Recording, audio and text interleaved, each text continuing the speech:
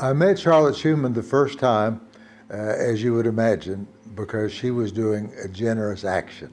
I first met Charlotte, I would say, close to 40 years ago. She shortly, I think afterwards, became the president of the Tulsa Opera Board and just did a fantastic job.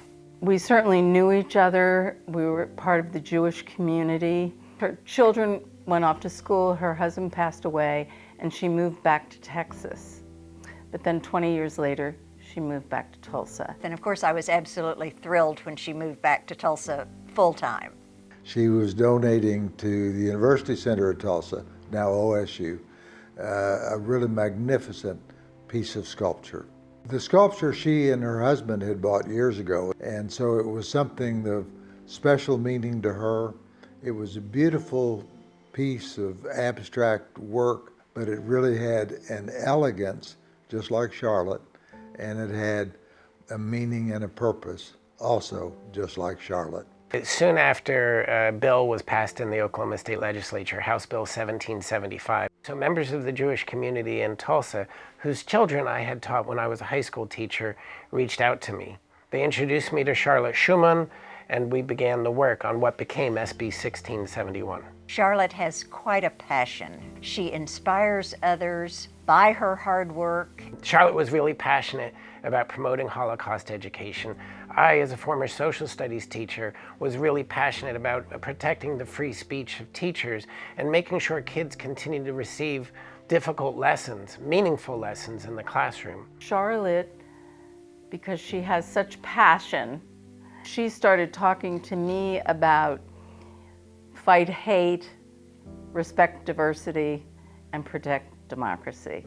And that's how she started thinking about teaching Holocaust education. We call it a Holocaust project, but it's really about promoting human dignity and recognizing the terrible ends to which a society can come if human dignity is not recognized.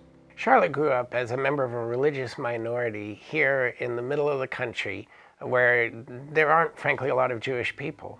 And she always made it clear to me that this was about fighting hate, not about Jewish history or Jewish culture, but something universal in all of us. Charlotte's developed a whole crew of supporters to carry out the work of the Holocaust Commission. A mayor, representatives from the House, from the Senate, volunteers from the communities. She reached out to good legislators on both sides of the aisle and even in both chambers and got us working together on a bill that would establish what should be pretty clear already, that the Holocaust is an important subject, it's in the standards, and teachers should feel free to teach it. All of these people are attracted by the sincerity of her energy.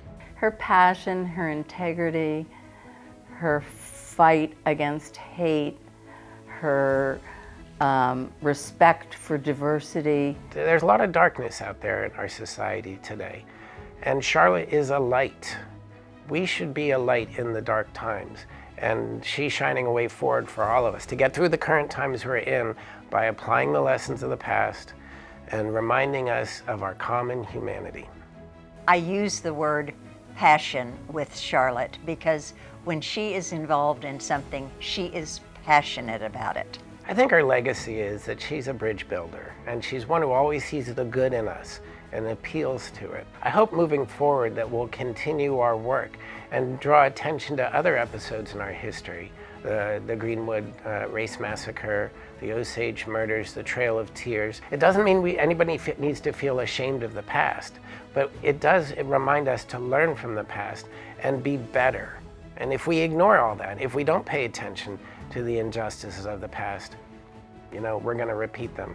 Charlotte has done great work, but to one degree or another, we can all do great work. And so the inspiration that Charlotte has exhibited in her life is something that each one of us should try to show in our own lives. Just that I've always admired her. She's totally puts herself into a program and doesn't give up. And I think that's such a quality to have. One of the favorite memories I have is of being in Charlotte's home, talking about pieces of art and the messages that those pieces of art transmit, human dignity and the importance of respecting other people.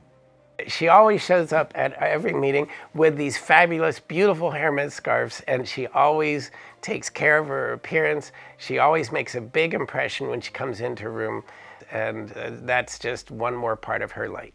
We were at a Tulsa Opera event, and there were three of us, three board members, and suddenly we broke into this tap shoe routine and started doing our little tap shoe number around, and we thought we were pretty cute.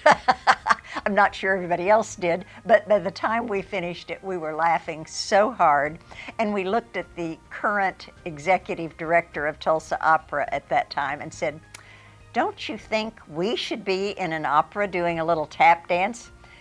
One word reply, no.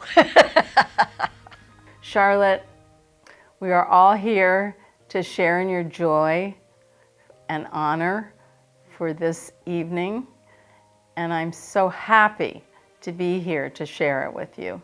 Charlotte, you've always been an inspiration to me. Congratulations on receiving this award. It couldn't have gone to a better person. I love you very much. Charlotte, I am so proud of all you have accomplished. It's been wonderful. But also, don't forget, we still have on our bucket list that we are to go to the Chili Cook-Off in Terlingua, Texas, and that is definitely something we need to do. Charlotte, congratulations.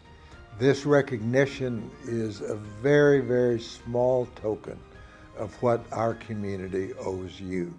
We are so improved as a community, we are so blessed as a community because you are a part of us.